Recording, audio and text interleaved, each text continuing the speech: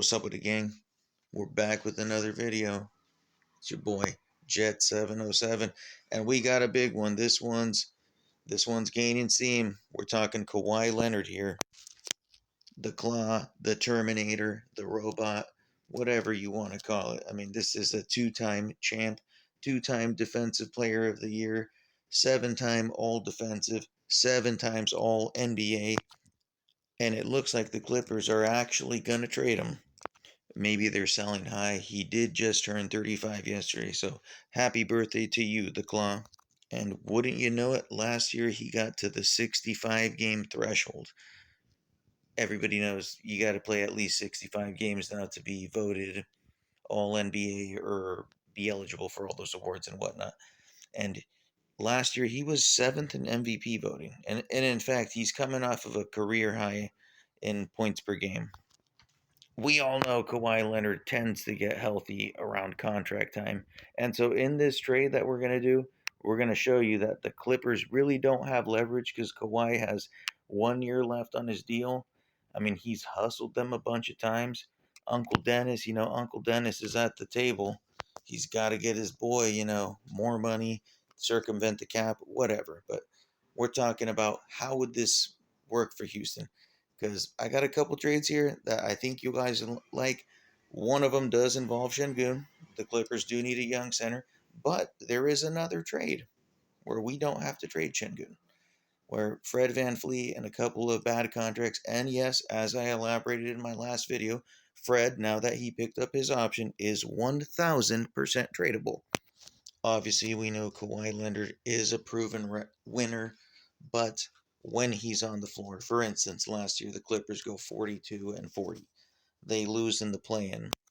But in the games that Kawhi Leonard played, they were 39-28, which that gives you to about just under 49 wins. That's a 49 win pace. They started out the season horrible. They make the James Harden trade for Darius Garland. They get rid of Zubac, and a great trade for them. They got Ben Mathurin, and they end up getting a top 5 pick. And it looks like that's where the Clippers are at. They are truly embracing this rebuild. And so right now, I'll explain, like I just said earlier, they don't really have leverage in a trade. They do need a center. Do we send out Şengün? Listen, you don't want to lose a good young center like Alperen Şengün. I've jokingly called him third banana or Alfred, as in Alfred Pennyworth, because he's not a Batman. He's not a Robin. He is Alfred Pennyworth, an awesome third wheel. And maybe he'll prove me wrong, but as of now, for him to not be a floor spacer and to not be very efficient at the rim and being a defensive liability, that's all in one. That's an all-in-one package that you don't want. And realistically, this trade that I'm going to throw at you guys, both of them, there is one where we keep them, and there is one when we send them packing.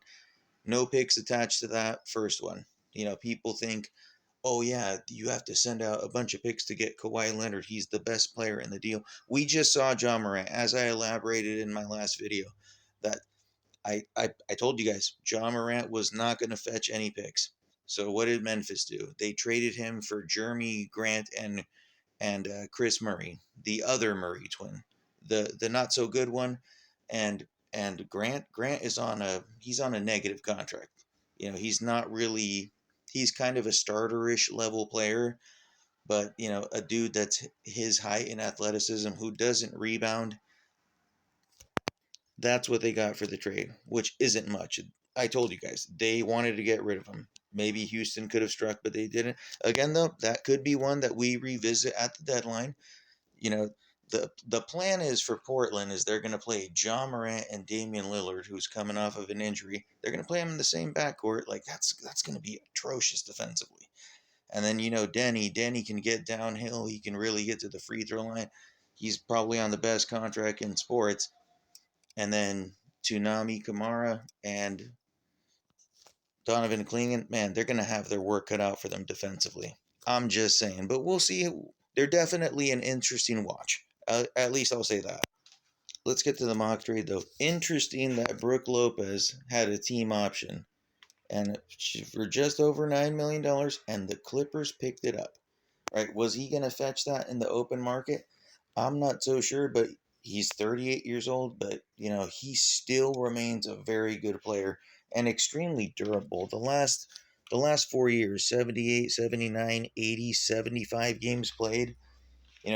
He has that rare skill set, a floor spacer who can block shots. He's still really good. If you look at the Clippers record post Zubac trade, they were definitely better. And I bring that up because he will be involved. If we were to trade Şengün, he's coming back. And maybe that's why they did it. And it's a relatively clean fit. And that durability would definitely be welcome. I don't want to beat a dead horse, but I've told you guys, Steven Adams has missed almost 200 years in his last 4 seasons. If the Rockets were to do this move, Kawhi Leonard, just like John Morant, you're buying low on somebody. No risk it, no biscuit, right? Kawhi Leonard has played approximately 47 games per year since he's been with the Clippers over the last 7 years. But again, we tend to get the best version of the Claw when it's time for a contract extension. And Raphael Stone, man, he's a gangster when it comes to extensions. He gets guys to take less. You can trade him and say, nope, no cash. Let's see what you prove on the floor. I think it could be a win now move that really makes sense for both parties. The Clippers, they're trying to get younger. Garland, Wagner. We'll see what they do if they re-sign Ben Mathurin. That's another one. Let me know if you guys want me to make a video on that, because there is a possibility that we can do the rare double sign and trade, Ben Mathurin for Tari Eason, where that could help both teams. It could. But for now, let's focus on the Claw, the Terminator himself. What would a trade look like? And you guys let me know if you guys think this trade would make us worse or better. Realistically, I think it would make us better. So the first mock trade would be Şengün, aka Third Banana. Just joking for any Şengün fans. I love you guys. I fuck with Şengün. He's my boy, but I'm just keeping it real. So it would be Şengün, Capella, DFS. So 2 negative contracts, plus your young star center. How good is he? We don't know. He's good, but is he? He's got that game where, is he maxed out yet? Maybe, maybe not. I'm not so sure if there's another level to his game. Like, we could possibly sell high, just like the Hornets did. The Hornets sold high on LaMelo Ball, but some of that was because of injuries. Again, he averaged 55 games played per season. At least with Şengün, he's pretty solid when it comes to the injury department. You know what you're going to get on a nightly basis. But there's another aspect to this trade. Less of Şengün might be better for the other players. Imagine Amin Thompson, where you have a 5-out offense, or a 4-out offense in his case, where everybody can shoot. We just saw the teams that went to the finals. The Knicks had a true 5-out offense. They pulled Wemby away from the paint where he can't just camp. I mean, it's not a coincidence that Wemby had a reasonably easy job on defense, not resting per se, but a guy like Wemby, the bigger you are, the harder it is on your heart, your lungs, all your shit. Your organs are bigger. In the playoffs, Wemby went against Donovan Clingan. Okay, there you go. Get to rest on defense. You went against Rudy Gobert and then Isaiah Hartenstein. The minute he actually had to play a center that could score, yeah, it was a lot tougher on him, and that's the thing. Maybe it would suck to lose Şengün, but in this first mock trade, let's get to it, because at the very least, we would be getting one of the better rim deterrents in the league, even at his advanced age, Brook Lopez, and he's an awesome floor spacer. So the first trade would be Şengün, Capella, Dorian Finney-Smith for Kawhi Leonard and Brook Lopez, and it works financially. There would be no draft picks attached to this.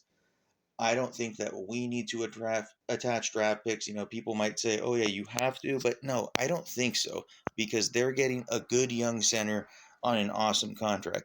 I know I've called him third banana, but let's look at his contract. Şengün's on a really good contract. There is a lot worse players that are making more money than him. But if the Rockets front office remains really high on him, which we don't know, obviously these front office people, they tell us something, but they're not going to really tell you how they feel. They're not going to say, oh, yeah, our center sucks.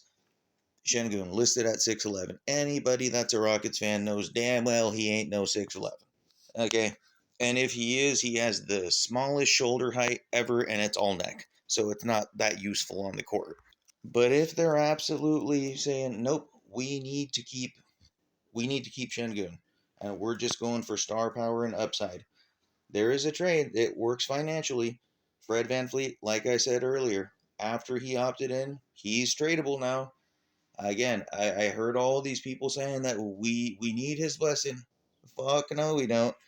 We can trade his ass right now. Today, he picked up his option.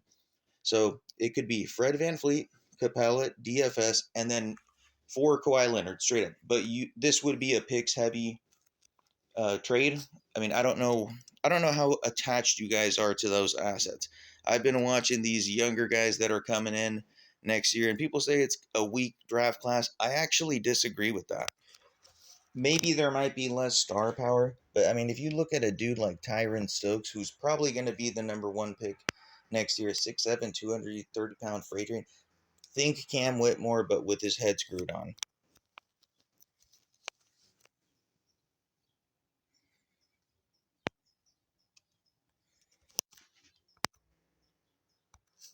Bama Oladipo, check him out. He looks like a young Kevin Durant. And funny enough, Kevin Durant is the guy who funded his AAU basketball. And you've seen him. He's been to a few of his games, and he's got a team option, or sorry, a player option next year.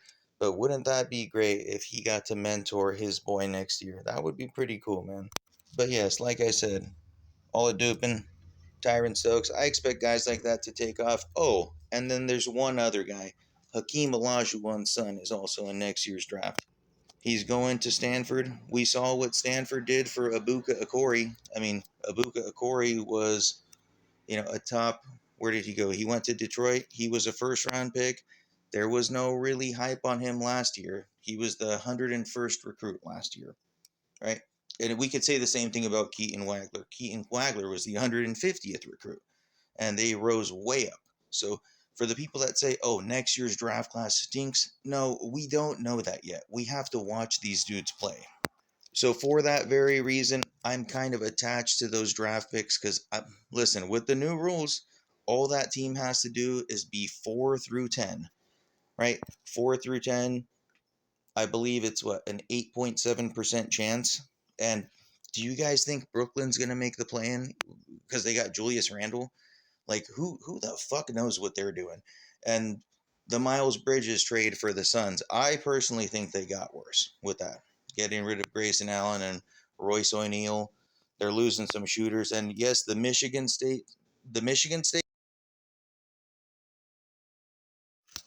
but I could talk your guys' ears about it. Talk your guys' ears off about it. Right? I'm rambling now. Let me know, guys. Kawhi Leonard, would you do it? Obviously, we're talking about Marcus Smart now, too. Forgot to mention that. It sounds like Ime Udoka is tripling down on defense, and it might be a good idea. Listen, if you get a floor spacer like Brook Lopez and you get another star like Kawhi Leonard, yes, it sucks that he's not an everyday player, playing essentially 50 games a year. Udoka's got to do better at load managing players, but it's fine though. We need these guys healthy for the playoffs.